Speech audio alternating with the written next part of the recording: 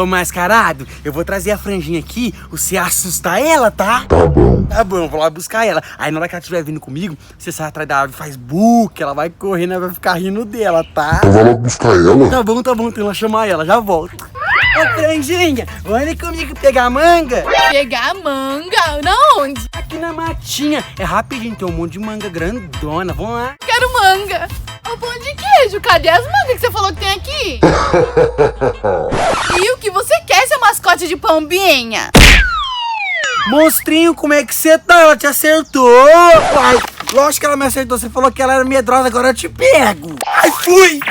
Meu Deus, esses dois são dois pão com mortandela mesmo.